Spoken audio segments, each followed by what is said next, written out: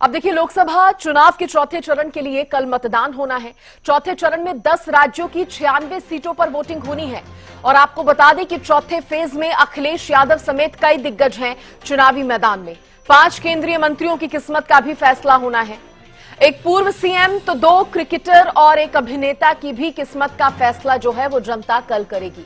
चौथे चरण का ये चुनाव भी बेहद दिलचस्प रहने वाला है। 10 राज्यों की 96 सीटें जिन पर कल वोटिंग होगी। जनता मतदान केंद्रों पर पहुंचेगी, अलग अलग मुद्दे लिए, अपनी अलग अलग राय लिए। और जिस तरह से कई दिग्गज हैं, अब वो विपक्षी दलों के कई दिग्गजों की बात करें या फिर प्रधानमंत्री नरेंद्र मोदी के मंत्रियों की, तो कईयों की साख कल दांव पर लगने वाली है। अब देखने वाली बात यह होगी कि जनता किसको जिताती है, किसके पक्ष में वोट जो है किया जाता है। 96 सीटों पर यह वोटिंग होगी, 10 राज्यों की ये 96 सीटें।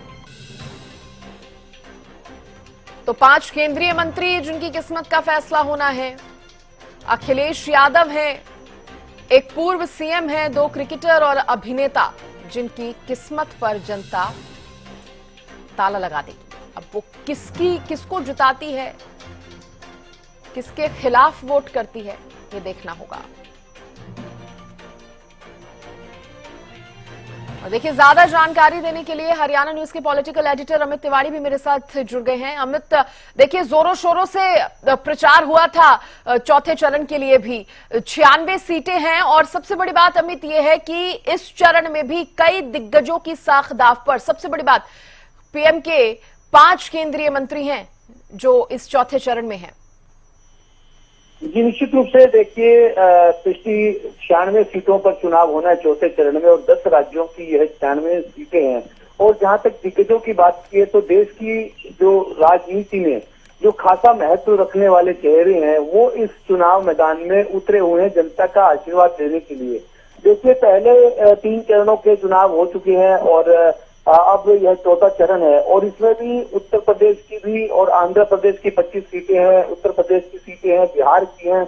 और साथ साथ महत्वपूर्ण अगर चेहरों की बात करें तो देखिए, अखिलेश यादव पूर्व मुख्यमंत्री हैं उत्तर प्रदेश के, वे कन्नौज सीट से अपना भाग्य आजमा रहे हैं। इसके अलावा केंद्रीय मंत्री गिरिराज सिंह है, नित्यानंद रॉय है और लखीमपुर खीरी से जो काफी विवादित रहे किसान आंदोलन के दौरान, अजय कुमार मिश्रा टेनी, वे भी चुनाव मैदान में उतरे हुए हैं।